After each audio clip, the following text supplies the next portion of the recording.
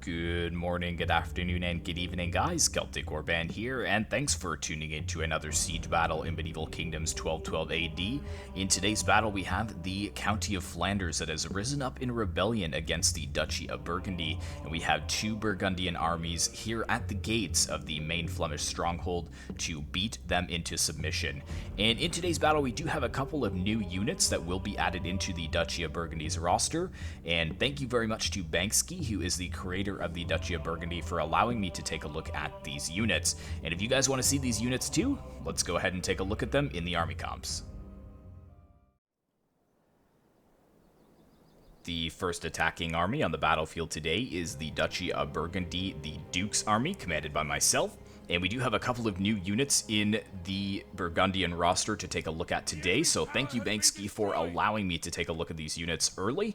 I really do appreciate it. Right on my siege towers here, I have 8 units of the mercenary Low Country swordsmen. So these Low Country swordsmen probably would have been levied from surrounding regions such as Flanders, and it's kind of ironic that these Flemish swords, well, maybe not all of them are Flemish, but some of them would be, and they're actually going to be cutting down their countrymen because, as we know from the scenario, we've got Flemish rebels inside the town, and the Duke of Burgundy is going to stamp that rebellion out. But if you know any extra history on any of these individual units, feel free to leave a comment down below. I love to read extra history or extra snippets about particular units, and I'm sure other people appreciate that as well. But moving on, I've got kind of 3 separate wings to my army here. You can see I've got a left wing, a center wing, and a right wing. So let's go ahead and start with this side. I've got 3 units of the Pikemen Ordonnance. Tier 3 pikemen, pretty solid with traditional Burgundian colors. I've also got a unit of Handgunners Ordonnance.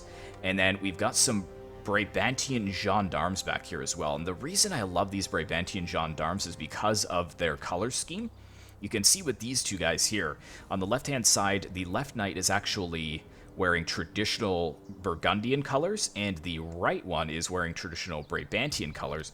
But then you kind of get somebody like this here who actually has them mixed together. And I think that that's really cool. It's almost like a fusing of 2 different cultures into one fighting unit. Really, really nice to see. Let's go ahead and take a look in the center. I've brought 4 units of the Pavesier. Good frontline spearmen, and then I've got a couple of archers here, 4 units of archers, 2 of the longbowmen ordonnance, and then I've got 2 of the ducal household archers, and these guys' uniforms are amazing. I love the look of these uniforms. Very, very cool. Also pretty solid archers as well, so we'll see how well they fare compared to the longbowmen. But right behind that, I've got some of these foot couteliers, or couteliers, of the Ordonnance. So these are heavy polearm infantry. You can see that their stats are actually pretty solid as well. They do have really nice morale, but that may just because the general is close by. Each of the attackers was allowed to bring a catapult and a great bombard. And let's just quickly jump over to this flank, which is slowly moving forwards. We've got the dismounted Burgundian Chevalier. These guys, their uniforms look absolutely amazing as well. You can see them moving forwards here. Basically medieval tanks on the battlefield, very heavily armored. And if you take a look at their back too, as they're moving into position, each of them does have the shield on their backs as well, which just adds a lot more color and flair to them. Very cool. And I believe that I have a couple of more units of cavalry over here as well. So I had the Brabantian gendarmes away on the other side. Now these are the Burgundian gendarmes. And you can see that all of them hold the traditional coloring of the Duchy of Burgundy. But I believe that they are the same price and the same stats. So nothing changes between the Brabantian gendarmes and the Burgundian gendarmes.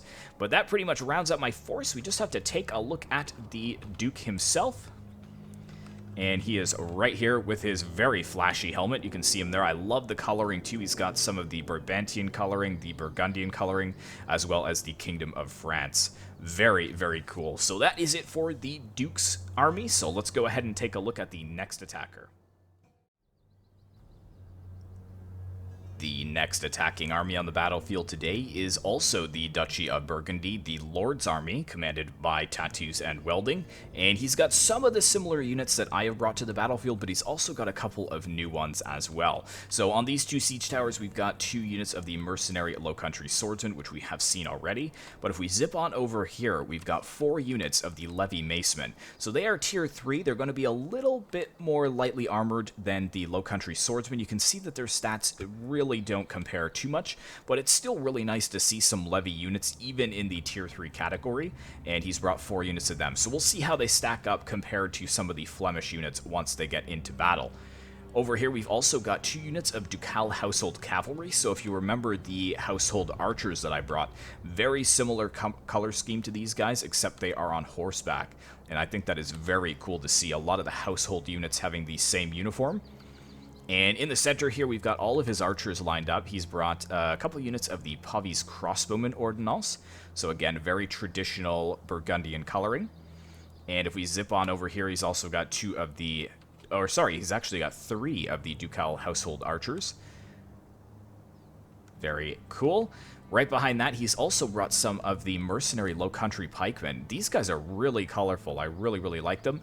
Now, I don't think that their stats are as good as the Ordonnance Pikemen, which I've brought, but we will definitely see how they perform in battle.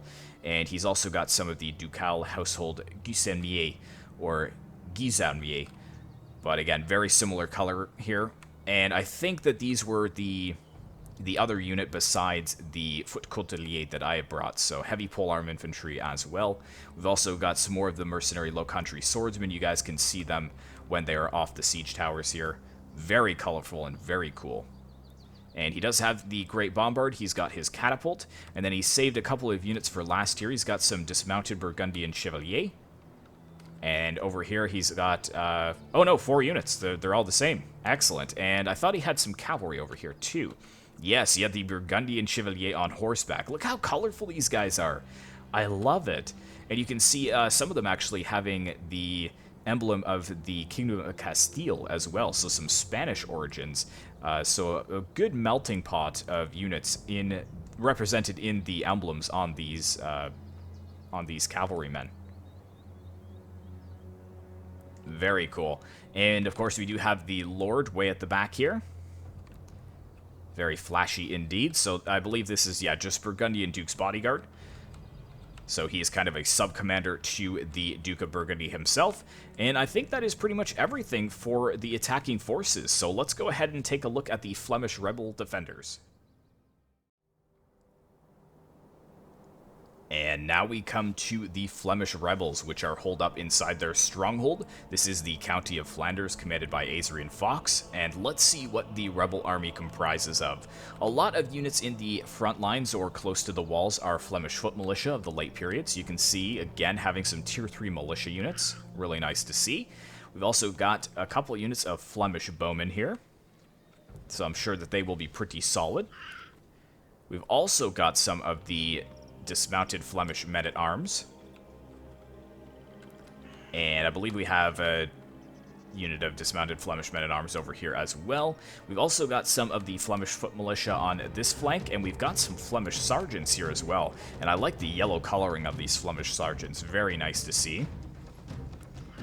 And we got more Flemish men-at-arms here. Let's go towards the center where we got some of the more elite units. We've got some Flemish pikemen here in the town square. We've got some Pavesiers, a couple of units of them. He does have a catapult as well, and some Flemish Pavie's crossbowmen up on strategic points in this town center. For his cavalry, he's brought some Flemish men-at-arms here, and he does have some cavalry over on this side as well. More Flemish men-at-arms, 2 units. We do have the general here, the Burgomeister. So if we take a look at where he would be, it's probably going to be this gentleman here, if I'm not mistaken, because he would be next to Flagbearer. Or he could be that one, I'm not sure. Usually they hold like a sword instead of a lance, so I'm not exactly sure which one he would be, but maybe this one. I'm not sure, because he does have kind of a pretty nice golden helm. But we do have some more of the Flemish pikemen moving forwards, as well as some of the dismounted Flemish knights here being held in reserve. Again, very flashy units. And these are probably one of my favorite units that I've seen for the County of Flanders, just because of the turquoise, and I love the shields as well, with almost like a snowflake on them. Very, very cool color scheme on these units. Really, really like them. They are called the Swordsmen of St. Michael, so he's brought 3 units of them as well. And I think we do have a couple units of Flemish halberdiers. We can take a look at them too. And I think that's just about it. Oh, of course, we got the Gunners of St. Barbara. How could I forget to show you these guys? And look at the absolute artwork on the backs of these guys' shields. So cool to see. So yeah, the Gunners of St. Barbara. Also, look at the cape on this guy too. Very flashy. And I think that just about rounds out the Flemish forces, or the Flemish rebels. So it looks like the battle is just about to begin, so let's go ahead and get started.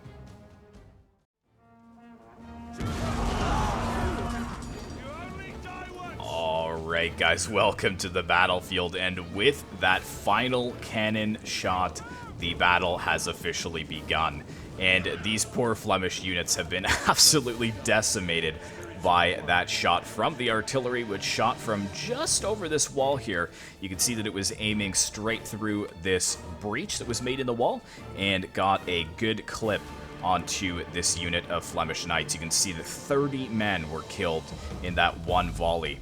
So that is a pretty good start for the Duke of Burgundy, but now we are starting to move the towers forwards ever so slowly, and you can see on the other side that we do have the cavalry moving up for Tattoos and Welding, bring up his cavalry to maybe block these choke points and ensure that no cavalry from the Flemish actually makes it outside these breaches to harass the towers. However, there is an open gate here which neither the Duke of Burgundy or the Lord of Burgundy here, the sub-commander, have blocked off. So this is an open access area for the cavalry to flank around to either side and possibly harass us. Now, I am kind of aware of this, so I have put my 2 units of Burgundian gendarmes in the trees, but I am activating them now to also protect units that are in the choke points here.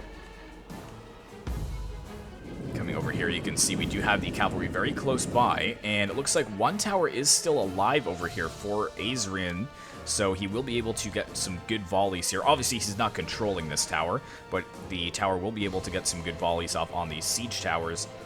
However, I don't think that any of them are going to burn down. I believe these are heavy towers, so they seem to be quite tanky against the fire arrows of the towers.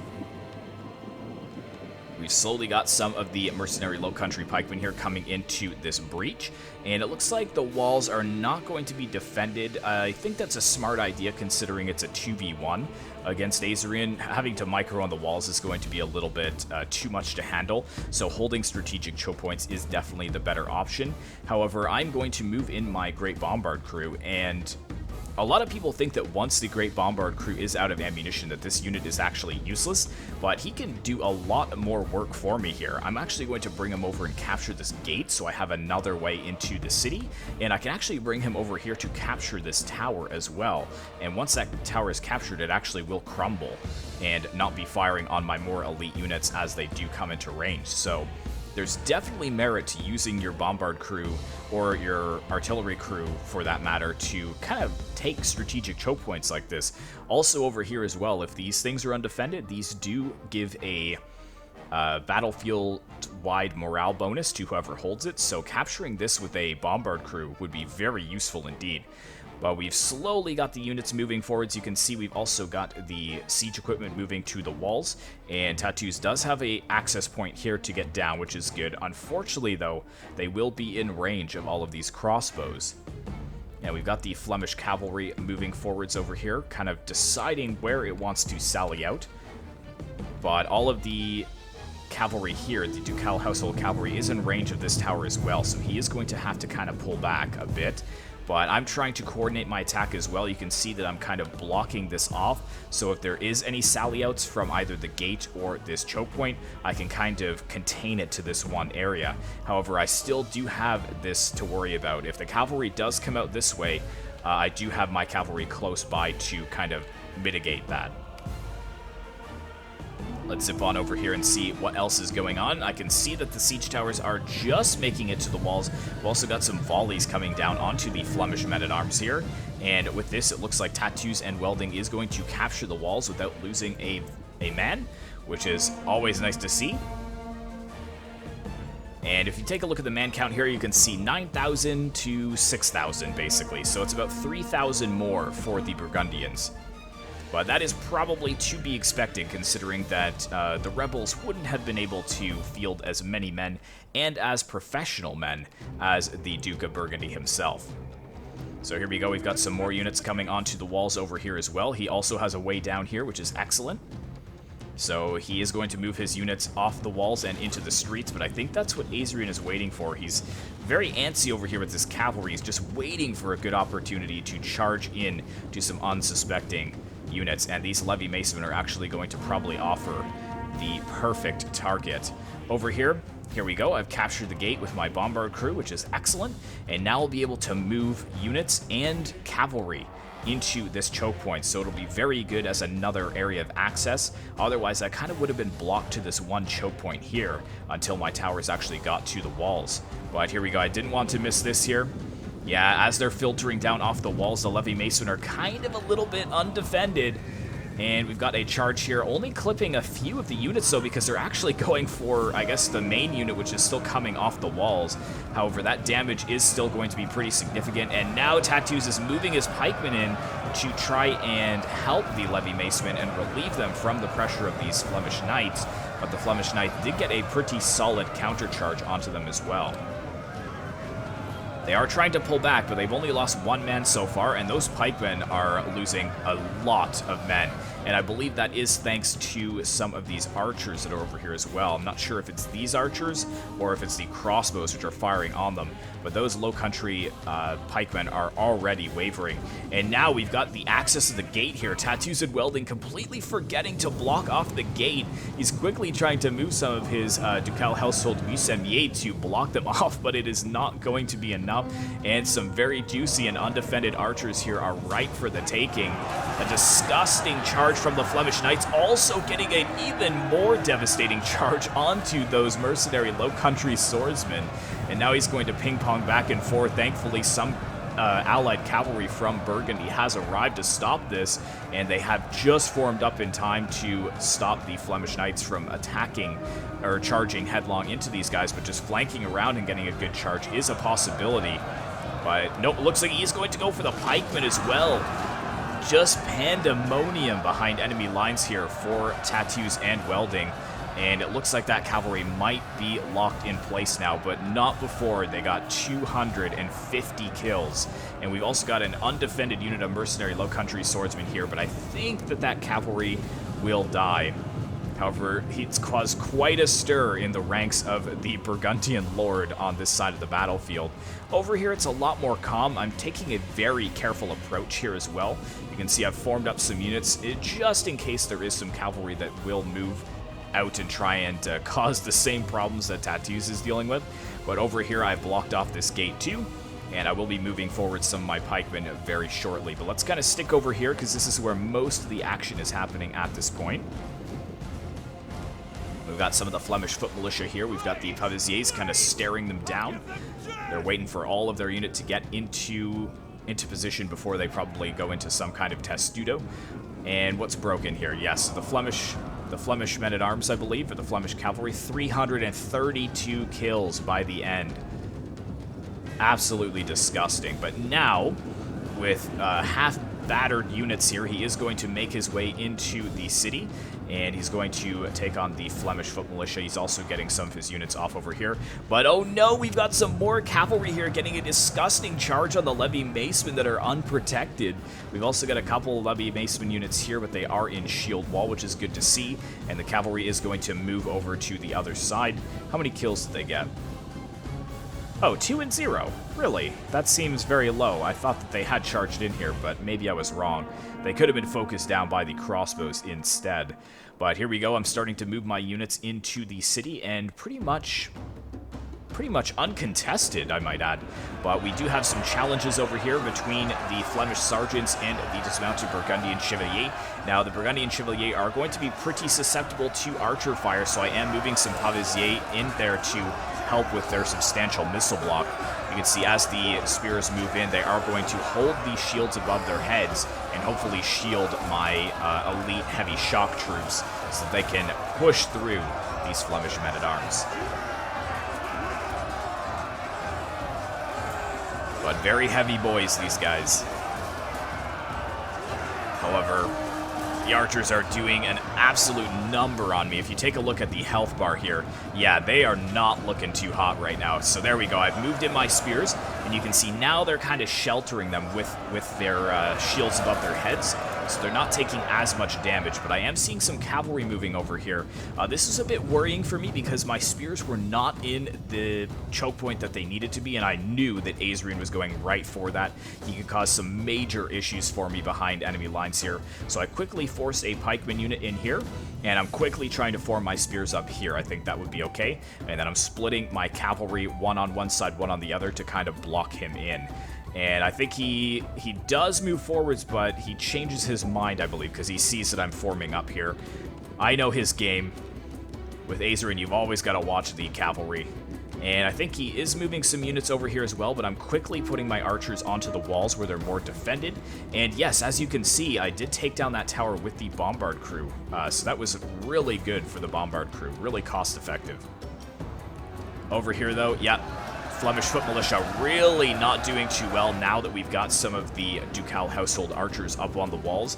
They're starting to take quite a few casualties. You can see most of the Burgundian units actually aren't even engaging them in combat. They're just being mowed down by the relentless archer fire from the Burgundians. And yeah, now they are going to try and retreat under heavy fire, and they're going to suffer even more losses in doing so. Let's go ahead and take a look at what else is going on around the battlefield. I don't want to miss too much because it's actually not really a long battle. Okay, so now I am able to form up my spearmen here. Now that my cavalry is close by, I've also got another unit of cavalry coming around this way. I see that this unit isn't in shield wall, so I'm trying to slowly sneak my way around there to get a really devastating charge off. But he does have some cavalry in here to reinforce. There we go. Over here, my dismounted Burgundian chevalier breaking. They got 34 kills. They did return, but I mean, thankfully they are kind of using up a lot of the ammunition from the Flemish bowmen. But a solid 34 and 22 kills for them. And here we go. We've got the Burgundian chevalier in behind enemy lines here, and this is absolutely perfect for tattoos and welding. That is a unit of Flemish bowmen with full ammunition that will be driven from the battlefield. And I think the Burgundian chevalier kind of running them down with no mercy, getting a little bit of revenge for those Flemish rebel cavalry that pushed out and killed so many of their own early on in the battle. Very, very cool. So yeah, he's got his cavalry in behind, which is good. And I think Azrian will recall his cavalry. Yeah, you can see his cavalry quickly coming over here to save his archers. And we've also got some pikemen coming over here to close the jaws on this cavalry. And he doesn't have any units blocking over here. He does have one unit here, but they kind of stand to be outflanked. So that unit's probably just going to have to fight to the death. And surprisingly, he brings one unit of cavalry back, and he only recalls one of the cavalry, so he's keeping one of the units around here. And my spears, again, still not faring very well here, and I've got my other spears in a stationary testudo. That's an absolute waste of ammunition, because I think their missile block is like 110 or something with that. It's 90, so that is pretty solid. However, these spears are not faring very well, and I think I will eventually move some units in to reinforce. But you can see that I actually decided not even to push in on my towers because I conquered the walls without any resistance. So I can just filter in my units of low country swordsmen as I see fit. And I thought as I just mounted them all in a line, this was an absolutely sick formation. Can see them all ready to go at a moment's notice here. Would be a pretty big disaster if that cavalry came out the gate now, because both of my cavalry units are inside the city, and all I have to defend all these units out here is one Brabantian gendarmes and my general. Let's zip over here and see how Tattoos is doing. So he's trying to withdraw his cavalry. And wow, quick thinking from Azrian here actually saved that Flemish bowman unit. So well done there. And he did move his pikemen in, so he's blocking this choke point here, which is fine. And Tattoos is content to not move forwards just yet. But we are going to get a pretty solid charge on the backs of these Flemish foot militia. And they will definitely be driven from the battlefield. Also fighting the Household Guard as well. Very awesome uniforms on the Household Guard. I really love them. Oh, some of the Flemish foot militia there. Oh, I missed it. Some of them thrown to the ground from the charge of the cavalry behind, and then also thrown to the ground from the push from the heavy infantry in the front. A little bit of friendly fire, though. You can see some of the archers are actually clipping the Household Guard cavalry. Let's make sure we're not missing anything else around here. I see some of the cavalry coming over here. So I believe Azrian was getting a pretty solid charge into my spearmen. They are not in a formation as well, so he should be able to power on through. I'm quickly trying to form up my Burgundian Chevalier here. But he is really trying to push through me here with his cavalry. Thankfully, they were in somewhat of a formation, and the charge was really slowed by him trying to pull through my spears. So now I'm able to challenge them in melee without half my unit being on the ground from a devastating charge. And I think we are actually winning pretty well over here. However, the pull-through did manage to break my spears. Luckily, I do have some units that are coming in to help. I've disengaged one of my units of Pavisier from holding this flank, and I'm moving them back here to try and rid myself of these Flemish men-at-arms. But they're not looking too hot, and they've only got 60 kills, so that's almost a win in 12-12 standards. If you can kill a cavalry unit, if it has less than 150 kills, you're doing a good job against that cavalry. Here we go. I try to push in as well and get a counter charge into the Flemish sergeants. Kind of clipped the edge there, but I think I did most of the charging into the backs of my own men there. So that, in hindsight, wasn't really ideal. And we also got the Flemish cavalry coming in and supported by 2 units of Flemish bowmen. So I just say nope, and I get my cavalry out of there. There's definitely better areas to charge them in around other areas of the map is what I'm trying to say, basically. But we also have the cavalry over here, caught those Flemish bowmen once again, and it looks like they have shattered for good. So that is good to see. He finally got his justice on them. We've got another unit of cavalry coming over here.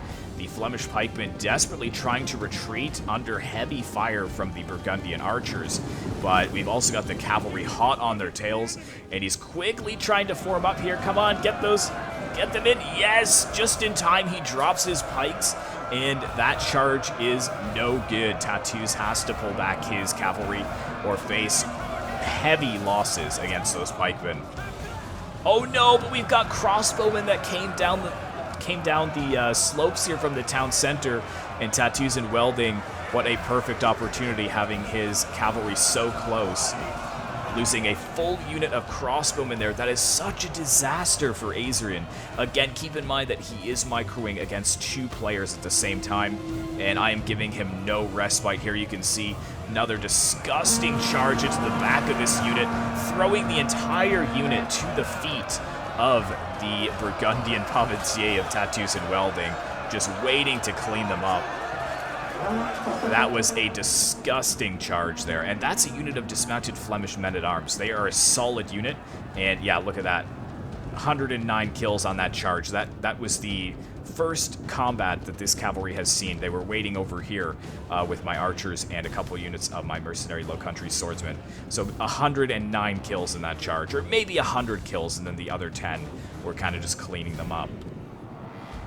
But over here as well, now we've got some units that are undefended. You can see the Azrians turn them around to face the larger threat, which is my cavalry. But now 2 units of low country swordsmen have caused them to turn around, and I'm going to get another juicy charge with my cavalry into the backs of them.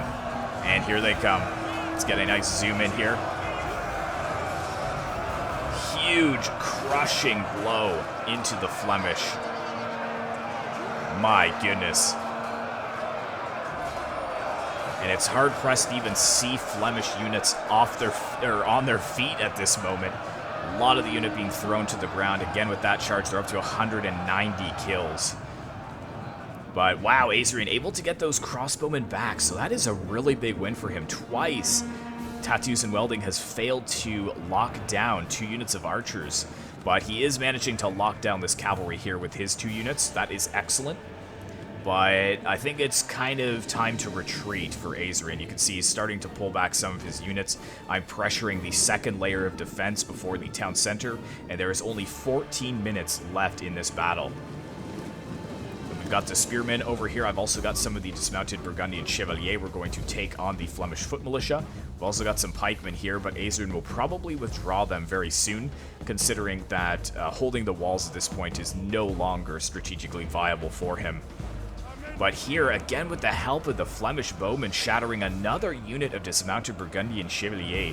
And they are up to 39 and 38 kills, so not too crazy, but when you're thinking about tier 3 heavy shock infantry, that's not too bad. I'm filtering in another unit of mercenary low country swordsmen here, though.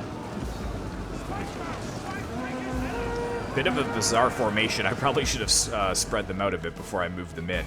But I've still got 3 units in reserve. I've got both of my units of foot courtelier of the Ordonnance in reserve as well. And where are my guns? Yeah, they're over here too, so I haven't used my gunners just yet.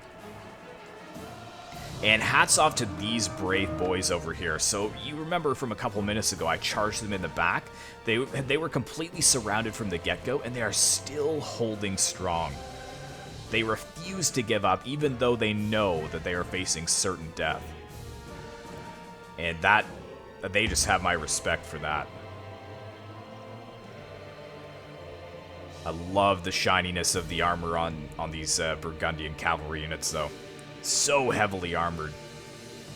So dangerous on the battlefield. And that's why I really didn't appreciate the massive power spike that the cavalry got in 12.12 in like one of the newer updates. They used to maybe do like 100, 200 kills, but now like it's common to see them get 300, 400, maybe even 500 kills.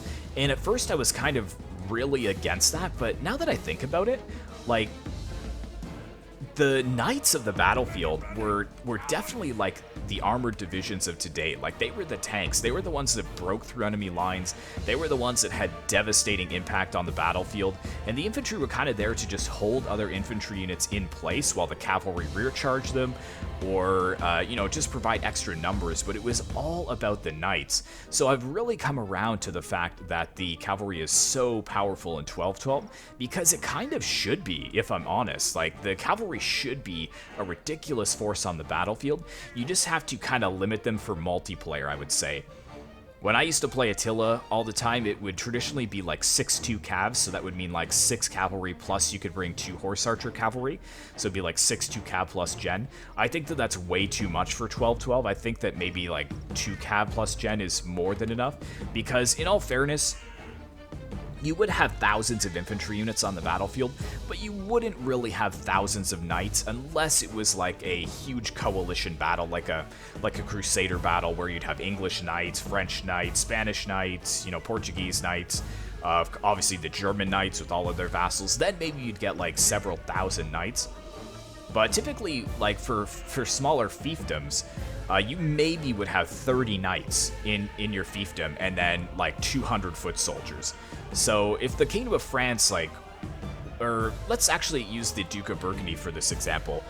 So he would probably have like a bunch of lords under his command, and each of them would be responsible for a certain amount of militia units or a certain amount of levies, and then also a certain amount of knights. So there would be like 10, 20, 30 per lord. So maybe the Duke of the Duke of Burgundy in his army would have like 600 knights, and that's being generous. So that's like 5 units total. So if you have a 2v2 large armies and you have 3 knights on each side, that's pretty much historically accurate. So they would have devastating impact on the battlefield, but they wouldn't be as numerous as like several thousand on the battlefield. But I'm definitely getting distracted from the actual battle here, and look at this. I've managed to sneak a unit of my Burgundian gendarmes over here, and these Flemish bowmen are about to say goodbye.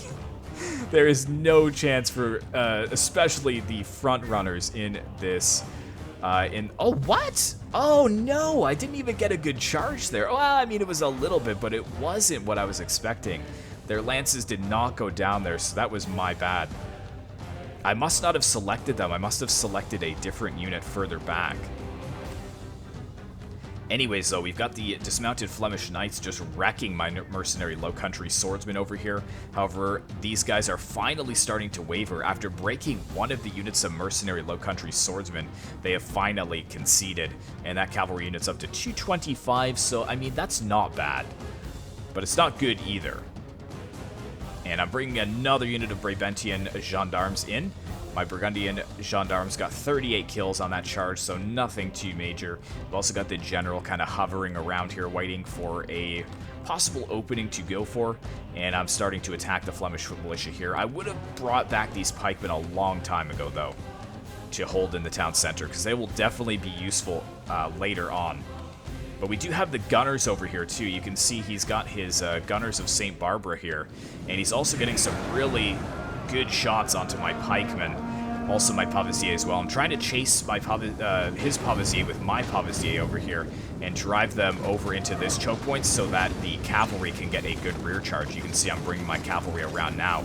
But yeah, you can just hear the gunners going crazy here. These pikemen being absolutely annihilated by the gunners of St. Barbara. And at this point, I'm just, yeah, I tried to get them up there to challenge the archers, but they broke. Thankfully, they did immediately return, and I quickly tried to get them in there once again. But I think I'm bringing my gunners up too. I do bring them up eventually, but I don't utilize them too effectively in this battle. But now Tattoos and Welding has cleared the entire settlement here, and it's pretty much down to the town center. You can see we've got the Ducal household Guisemier, or Guisemier. Wow, some huge hits with the artillery there, too. That was a very, very good shot. Very, very nice to see.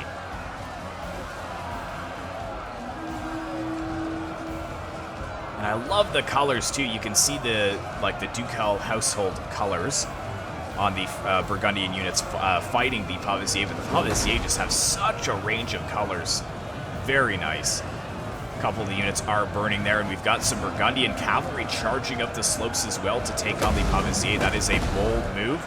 Another huge hit behind the lines there, causing a few to actually burst into flames. But it's such a short battle. There's so much going on over here. I don't want to miss it, especially this over here. We've got my Burgundian gendarmes being focused by the artillery, and we've got the Burgomeister, the rebel general, in here with some dismounted Flemish knights. Thankfully, the archers have been pushed into melee. I've got a fresh unit of pikemen here, and I'm challenging his pavesier with my pavesier. And I don't think the gunners of St. Barbara are going to get a good shot. And most of my units are inside, though. I've only got my 2 units of foot Coustelier, and I've also got a full catapult, but I'm not sure we're going to need it. Balance of power is very heavily in our favor, 6,500 to 2,900. And we finally were able to wrap up those Flemish knights, but we've got these pikemen moving in now alongside the dismounted Flemish men-at-arms, so I believe these are the pikemen from over here. And where is his catapult? His catapult is here. It does have some more ammunition, and it's just pummeling the town center here. There we go. See, the Flemish bowmen have been broken by the Ordnance crossbows. They were up on the walls, so now they actually have superior terrain to the archers that are in the town center. Well done indeed. Oh yeah, and this is my cavalry, actually, that I've charged up the slopes here. We've also got good presence of archers here, which are volleying the crossbows in reserve. Ooh, some good hits there, but unfortunately, it looks like a well-choice hit there. Or, sorry, a well-placed hit has actually caused the Flemish pikemen to break. And now the mercenary low-country swordsman unit here is able to flank around and hit the Flemish bowmen. Now, this was a little bit of a disaster, but thankfully I was able to bring up my pikeman unit just in time to stop the general from actually hitting the backs of my spears and swords here that are fighting in melee. And there we go. You can see the brave pikemen holding back the Flemish rebels. I'm sure no love lost between these two nations.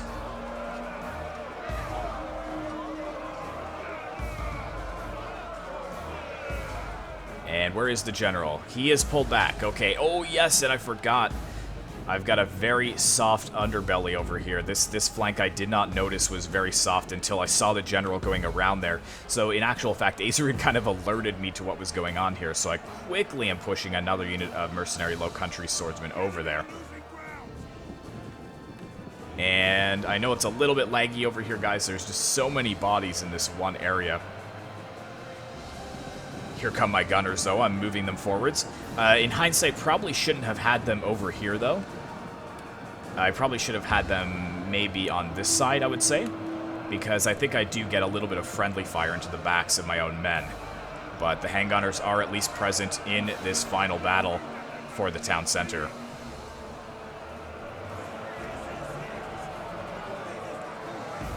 Fire, boys! Oh, we've got the cavalry returning as well. And the volleys up and over from my archers there too. Very, very cool. See, there they go, firing up and over at the gunners of St. Barbara. But gunners of St. Barbara also firing. Looks like they're actually volleying my archers here and getting quite a few kills in the front lines. Very impressive. Yeah, they definitely have a clear shot, so that is very good for the Flemish rebels. I want to see some of them fall when the gunners volley. Cheer, you miserable lots! Cheer! The gunners, of course, they do take quite a long time to reload. Well done! Fine work there, men! Oh, come on. Stab the bastards in the back if that's what it takes! Are they going to shoot? Oh, yeah, here we go, here we go. Oh, yes, look at the damage it's causing to these archers. And the artillery going overhead as well, so what are they targeting? Okay, they're targeting some of the pavisiers which have returned from routing. My gunners have a clear line of fire, though, so now I will be able to fire into those spears. So let's actually zip over here and just take a look at that. They are going into a shield wall, but the archers kind of relentless. And are they firing? A couple of them are. They're not really getting a good shot so that the whole unit can contribute. That is too bad. But here we go. I got a good charge with my cavalry onto the backs of these units. Unfortunately, though, they are breaking. As you can see, the pikemen were able to turn around at the last moment, and I did not notice that. However, I've got my own pikemen here that are pushing forwards, and I think Azrian's going to try and quickly charge this unit before I get my pikes down, but I get them down literally in a nick of time. Check that out, just in time, and his general charges right into the pikes. Very, very close there. That whole unit could have been lost, but unfortunately they're wavering, which is a little frustrating. I didn't know exactly why that was. I thought maybe because of the artillery was firing this general area. Because if we look at the morale here, it's 30 up to 34, so actually maybe he used a war cry. I'm not sure if that's a possibility. But we do have some units over here fighting as well. We've got a good defense from the Flemish halberdiers and the swordsmen of St. Michael, fighting 3 units of mercenary low country swordsmen. We've also got a ducal household cavalry and another united shield wall. And that was a really good charge there. If we put that on slow motion, you can see most of the unit being thrown to the ground. And as the general pulls out, they just leave destruction in their wake. You can see how many units are just going to get up after that, though. Yeah, look how many men were knocked down there, and look how many are not getting back up. Crazy. Absolutely crazy. But this general kind of needs to get back to the town center. There's only 3 minutes left in this battle. We have already pushed through into the town center itself. But while we're in the town center, we still have quite a few units that are fighting in the main part of the city. And he's still holding with this pavisier over here. I would have brought maybe some units over to reinforce this position. But then again, it is pretty dire for the Flemish rebels. 5,500 to 1,700 men. I have so many archers. I have my gunners still left. More units of mercenary low country swordsmen being filtered in to hit other choke points. We've got pikemen as well. The artillery just volley after volley, completely annihilating the defenders. But actually, Also annihilating a bit of the attackers as well. It looks like most of the damage was actually on his own unit there, unfortunately. He's going after my pikeman again. He's going for round 2, and I'm not sure if I get this down in time. Oh, yes, I forgot, but he didn't actually charge in. He gave me just the right amount of time to get them down, and now I start pushing them forwards and engaging the general's bodyguard. Again, it's really hard to micro against 2 players. So he's probably moving his general in, and then he was quickly looking at another area in the battlefield, and you can see that the general is now engaged against a very good pikeman unit. Also over here, we've completely surrounded the Flemish rebels, but they are fighting back to back. You can see the actual divide in the line here, where we've got the Flemish pikemen pointing one way and the men-at-arms fighting on another way, or in another direction. But I am pushing my units in here. I'm trying to kill these pikemen, but the pikemen are doing quite well against my units. I do have my, what are these called again? I think I have a unit of polearms in here. No, I don't. These are the Flemish knights. So yeah, there we go. The mercenary low country swordsmen have broken, and now it's up to my pavesier to take on the spears. But I have 3 units of mercenary low country swordsmen on this flank as well. So at least those units won't make it back to the town center. And over here, I've broken the pavesier defense, and I'm getting into the gunners now, trying to silence them. Thanks for the friendly fire there, Tattoo, as I'm trying to get up the slopes. Very, very much appreciate that. I think he was originally trying to actually break this defense that I could get through. But now the gunners of St. Barbara are needing to fight in melee, and I believe we've got a pavesier unit from the Flemish rebels, which has come over to help as well. And we've got a unit of Flemish halberdiers. These guys are holding here because of this cavalry. They don't want the cavalry to flank around, which does make sense. Looks like the Burgomeister did manage to make it back into the city, but we've got some of the Ducal household cavalry close on the heels of the pavesier with 2 minutes and 25 seconds remaining. And are they going to get a good charge? This would be actually really awesome if they did get a charge before they were able to push into a good position. Yeah, it looks like they are. Even up the slopes there, they still managed to really disrupt that formation. And you can see the general is quickly on his way back there to help the poor pavesier, but that has decimated half of the unit, and I think that the army loss penalty will be kicking in very shortly. There's just no way he could have held against all of these numbers, but he's done pretty well against me, I do have to say. All of my units are committed, bar my catapult and my Duke's bodyguard. Of course, we don't want the Duke of Burgundy to be in the heat of battle. That would be disastrous. But he's going to get a little charge on these mercenary low country swordsmen. Oh, maybe not. That was a really terrible charge. I think maybe the animation of the camp there, or the tent, caused some issues. But, oh, they actually still broke, despite everything. And, yep, there we go. The gunners of St. Barbara have broken. The general's looking pretty worse for wear. A lot of units are trying to be withdrawn to defend strategic positions, but they just don't have enough men.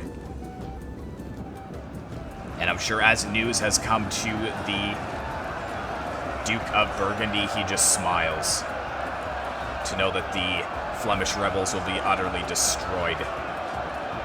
This was the bulk of their army, so there isn't really... There may be pockets of resistance in and about the Duchy of Burgundy, but this is the main threat, and it has been wiped out.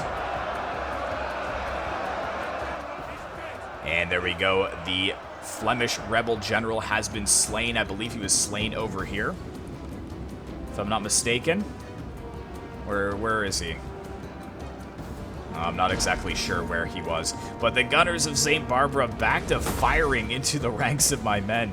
Very frustrating. He actually used them very well. They have 160 kills, 170 kills. I have 109 though, so I guess in all fairness I did pretty well too. Well, there we go. Army loss penalty is inflicted, and that is the battle. Close victory for the Duchy of Burgundy. Let's quickly take a look at the end results. So, of course, we've got 9,000 men here to about 6,000, so 3,000 man advantage. The Duke of Burgundy didn't even see battle. Two of my pikeman units doing pretty solid. Kind of mixed bag with my mercenary low country swordsmen, though. One of them did get 122 kills. The archers doing pretty solid, so longbowmen both over 100 kills. This unit of ducal household archers 232, and 246 with one of my cavalry units. Also, the Burgundian Duke's bodyguard, the Lord, didn't see battle, as well as a lot of the elite infantry.